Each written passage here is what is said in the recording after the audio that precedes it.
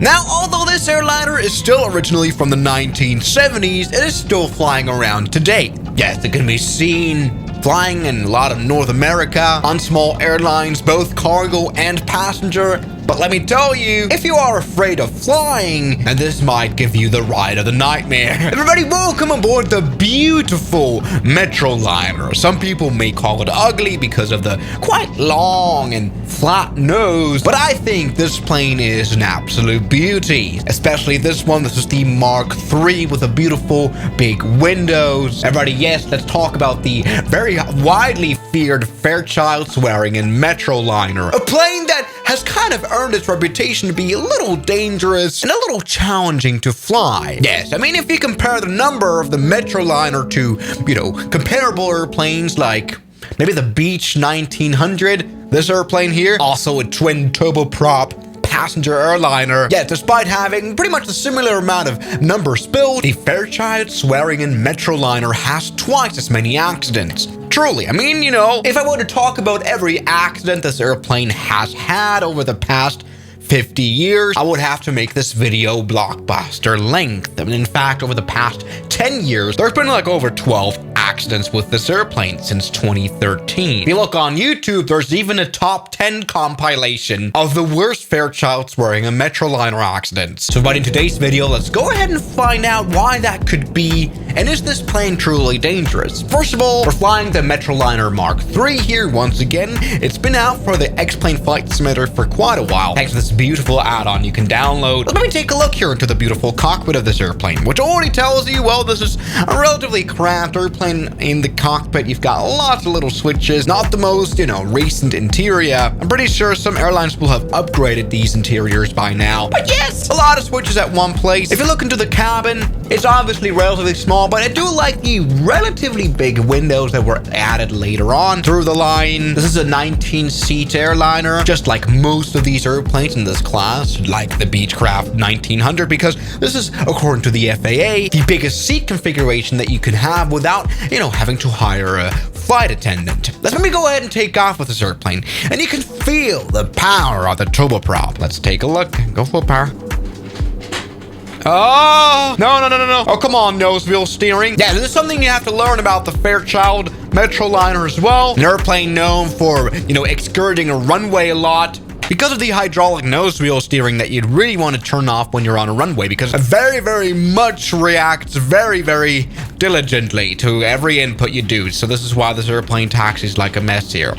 All right, we want to be really careful now and take off with our beautiful Metroliner. Try again. Come on, full power. And let's take a look at that power. That thing really moves up speed very quickly. There you go, and we're finally able to take off. Come on. Beautiful. Metroliner is working. You can put that landing gear up and fly this valley down just like we should. In the meantime, we can already turn on the autopilot, which this very model does have, although it is a relatively unusual configuration. Yes, most of these airplanes that are still flying passengers around don't have autopilot or anything installed. Yes, I'm trying to tell you already. Well, why is this airplane so relatively unsafe? It's very much possibly because it, isn't very sophisticated at all. Now, let's maybe go ahead and try out what this airplane can do best. I mean, as you can tell, we have a lot of power on board of this airplane. Yes, being able to be used in hot and high conditions. It is famous for being very, very versatile. And so let's maybe go and use that. Spawn into St. Bartholomew. But perhaps in one of the more popular variants that we see of flying around today. And that is the freighter version. Another version we have added in the add-on. All right, as you can see, we've got some freights on board. Beautiful. And that already kind of also suggests another reason why this airplane has such a high crash record. Obviously, it's a little known fact that cargo airlines aren't as safe as passenger airlines because they don't really need to be. You don't have that extensive weight of responsibility when you're carrying not live things around, not passengers around, which is why sometimes cargo airlines are a bit of a dusty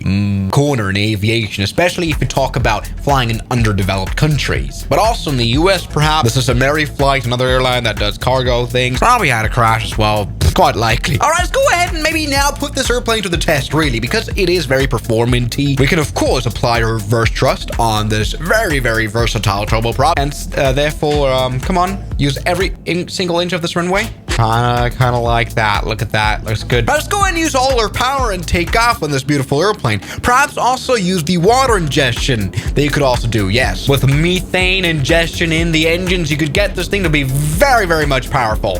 Pretty much like a JATO rocket. Take a look at that. This is running in real time. Just like it's played at 2 times the speed here or something. Good, there you go. We can take off even from St. Bartholomew. Luckily, we haven't overrun. And so, it might be also time to land it. You know, let's do a teardrop maneuver. Get that landing gear down. Beautiful. Come on. Oh, wow. Now, it's known as it being relatively unforgivable to fly. For some reason, we couldn't do what I just planned to do, and that is a teardrop maneuver. No, this thing definitely isn't a forgiving Cessna or anything. All right, and now the hardest part. Landing the Metroliner. Oh, we're stalling out. Oh, you really don't want to be stalling out in this airplane. Oh, Jesus. Okay, now for some reason, I hope it's only the model here in the flight simulator. This airplane flies a little weird. It kind of flies like it doesn't even have aileron input. I mean, you can see the aileron surface, right? The rolls. And when I try to roll this airplane, for example, to the left, it very, very barely rolls. It might be like that in real life. Now, talking about issues, right now we are performing a pilot error because we have the nose wheel steering system turned on according to the display here. Which means that upon touchdown, if we input any rudder, we might be in a lot of trouble. Let me tell you. Oh my, don't crash already. Jesus. All right, it's quite a bit of a hard plane to fly. I really don't know why. Oh, all right. Whoa. This airplane flies like it has no aileron surface. Jeez, and no elevators. Okay, we've done the pilot error. Okay, all right, let's stop. First of all, stop, please. As you can see, first of all, this was a very hard landing, but also we made the very expensive mistake of once again turning on the NWS system. As you can see right here, upon touchdown, the nose wheel was very happily moving according to our rudder inputs, which I had to do a lot of because for some reason our aileron wasn't really working. I mean, that's quite usual when we also touched down on the nose wheel landing gear. Didn't want to do that. Also, you can see how immediately when you apply rudder and when you still have rudder applied, the nose wheel reacts and sends your airplane flying off the runway. Once again, a common sight on this airplane, and then I was quite screwed. I did hit the grass a little bit. I hope this airplane doesn't fly like it does here in real life. And I hope there's just something wrong with the flight model because this thing flies literally like a paper airplane has more control of itself. You know, look at that. This airplane's a mess, but that's good to so maybe try to fly it properly somewhere. I'm really just glad that we didn't crash into any Cirrus on final approach. First of all, let's turn off the nose wheel steering. All right, there it is. Nose wheel steering off. Beautiful. Take that out. Oh wow, that's a lot you can pull here. Damn. What I'm doing now is a professional teardrop maneuver. You know what? This thing is like aerobatic capable and stuff. Beautiful. And we are at 0 knots. How did we make that happen? And how are we not completely dead yet? And how are we alive again? All right, now I'm back again on final approach, back at 160 knots. I have no idea how that maneuver just worked as it did, but why cannot I roll back this airplane? Jesus. Okay, come on, roll. As you can see, I am moving. It's not me who's the problem, it's the airplane. Okay, now more speed and power, and now land.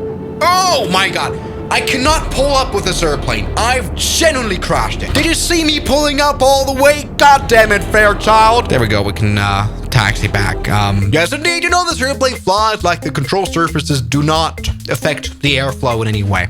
I hope that's the simulator. See, I didn't want to prove anything about this airplane being unsafe at all. And in fact, I wanted to say that this airplane is really cool. And the fact that it's still flying around really gives pilots an opportunity to maybe experience what it used to be flying an airplane. Instead of jumping in an ERJ to begin my piloting career, I'd rather much jump into a Metroliner. Also, this airplane isn't inherently unsafe or anything. It's just that it's old, so it's got a, very high workload for pilots, but I think that is what makes it cool. And now, so that we have broken our propellers, good, we can end this video. So thank you guys so much for watching this video, and I'll see you guys tomorrow as always. Good night. And a special thanks goes out to my members, my supporters, Guns Killer, R27, James Duram, That Dude, Anime Gods of Gaming, Derek, Insider Plane, Nishijitsu Fighter, Professional Jamal, Ryland Williams, and New the York. You've got beautiful names.